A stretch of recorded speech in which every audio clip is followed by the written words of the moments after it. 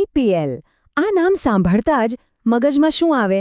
વિરાટ કોહલીનો cover drive, ધોનીનો helicopter shot, બરાબર ને? અને હા, એ બધું તો છે જ, પણ વાત આટલી જ નથી. આઈપીએલ હવે ખાલી એક ક્રિકેટ ટૂર્નામેન્ટ નથી રહી, એ તો એક ગ્લોબલ બિઝનેસ પાવરહાઉસ બની ગઈ છે.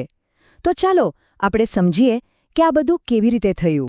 તો આજ તો મોટો સવાલ છે કે આઈપીએલ ખરેખર એક ક્રિકેટ ટૂર્નામેન્ટ છે કે પછી અબજો ડોલરનો બિઝનેસ? આ જ સવાલની આસપાસ આપણી આખી વાતચીત ફરશે. ચાલો આની જ ઊંડાણમાં જઈએ અને જવાબ શોધવાની કોશિશ કરીએ. તો આખી વાતને સમજવા માટે આપણે થોડા મુદ્દાઓ પર ધ્યાન આપીશું. પહેલું, કે આઈપીએલ ક્રિકેટ કરતાં પણ મોટું કઈ રીતે બન્યું. બીજું, રોકાણકારો માટે આ પહેલી પસંદગી કેમ છે. પછી આપણે મીડિયા રાઇટ્સના જાદુ વિશે વાત કરીશું. ડિજિટલ ક્રાંતિની શું અસર થઈ એ પણ જોઈશું. અને છેલ્લે ભવિષ્યમાં આ લીગ ક્યાં પહોંચી શકે છે એ પણ સમજીશું. ઓકે, તો આપણો પહેલો મુદ્દો, ક્રિકેટ કરતાં પણ મોટું. અહીં આપણે એ જોવાનું છે કે આઈપીએલ કેવી રીતે એક સ્પોર્ટ્સ ઇવેન્ટમાંથી એક ગ્લોબલ ઇકોનોમિક બ્રાન્ડમાં ફેરવાઈ ગયું. અહીં જે લખ્યું છે એ જો કે તે એક મજબૂત આર્થિક બ્રાન્ડ બની રહી છે, જે દુનિયાની મોટી મોટી લીગ્સને પણ પડકાર આપી રહી છે. વિચારો, આ કેટલી મોટી વાત છે. આ ખાલી એક ક્રિકેટ લીગ નથી, આ હવે ગ્લોબલ સ્ટેજ પર એક મોટો ખેલાડી છે. પણ આ બધી વાતો તો ઠીક છે. અસલી પુરાવો તો આંકડામાં હોય છે, અને નંબર્સ ક્યારે ખોટું નથી બોલતા, ખરું ને?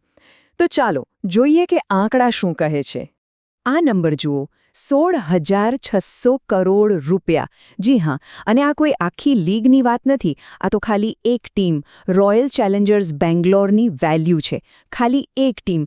હવે વિચારો કે આખી લીગની તાકાત કેટલી હશે. આ આંકડો જ બધું કહી દે છે. તો હવે આગળ વધીએ અને વાત કરીએ રોકાણકારોની.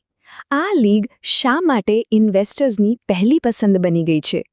એવું તો શું છે કે આમાં પૈસાનો રીતસરનો વરસાદ થઈ રહ્યો છે? જુઓ, આની પાછળનું કારણ બહુ સિમ્પલ છે. આ એક વિશ્વસનીય વિકલ્પ બની ગયો છે. કેમ? કારણ કે ટીમો લિમિટેડ છે, ફક્ત 10 જ છે. પણ તેને ખરીદવાવાળા લાઇનમાં ઊભા છે, એટલે કે ડિમાન્ડ ખૂબ જ વધારે છે.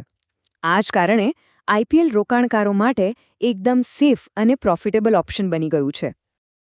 અહીં એક શબ્દ છે, ફ્રેન્ચાઇઝ વેલ્યુએશન. આનો મતલબ શું?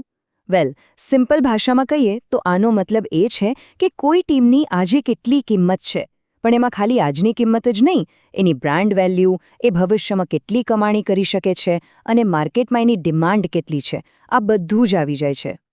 આનું એકદમ પરફેક્ટ ઉદાહરણ છે રાજસ્થાન રોયલ્સ. શરૂઆતમાં બહુ સામાન્ય કિંમતે વેચાઈ હતી, પણ સમય જતાં એની બ્રાન્ડ વેલ્યુ એટલી વધી કે આજે એની કિંમત 15,290 કરોડ રૂપિયા પર પહોંચી ગઈ છે. આ જ તો છે આઈપીએલ બિઝનેસ મોડલનો પાવર. ઓકે, હવે વાત કરીએ આઈપીએલની સફળતા પાછળના સૌથી મોટા કારણને, એનો ફાઇનાન્શિયલ એન્જિન, એટલે કે મીડિયા રાઇટ્સનો જાદુ.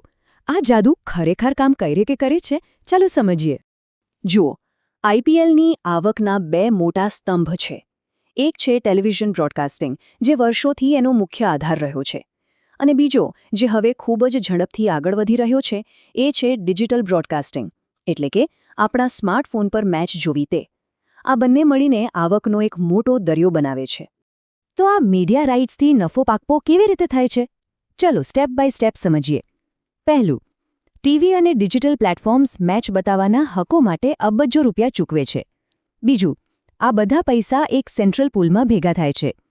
ત્રીજું, પછી આ પૂલમાંથી બધી ટીમોને સરખા ભાગે આવક વહેંચવામાં આવે છે.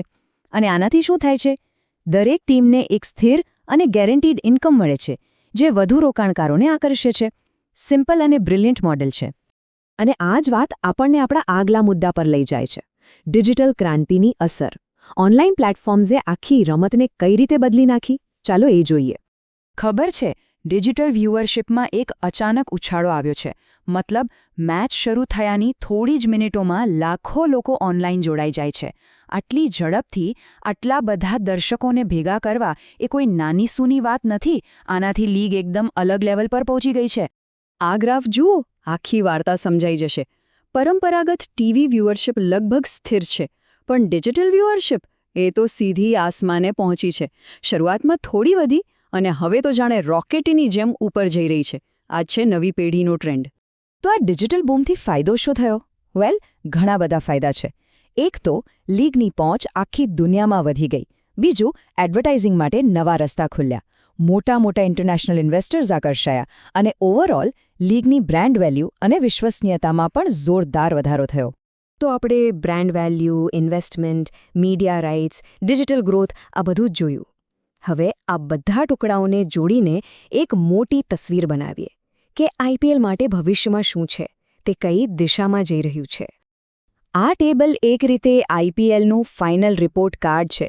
તમે કોઈ પણ માપદંડ જુઓ, ભલે એ બિઝનેસ મોડલ હોય, આવક હોય કે પછી ભવિષ્યનો દૃષ્ટિકોણ, આઈપીએલ દુનિયાની ટોચની લીગ સાથે સ્પર્ધા કરી રહ્યું છે અને હવે તે વધુ મજબૂત આર્થિક શક્તિ બનવા તરફ આગળ વધી રહ્યું છે. અને આ જ સૌથી મોટી વાત છે. લીગની કુલ વેલ્યુ તો ક્યારની અબજો ડોલરમાં પહોંચી ગઈ છે અને આ સફર અહીં અટકવાની નથી. એનો ગ્રાફ સતત ઉપર જ જવાનો છે. તો છેલ્લે આ એક સવાલ સાથે આપણે આ ચર્ચા પૂરી કરીએ.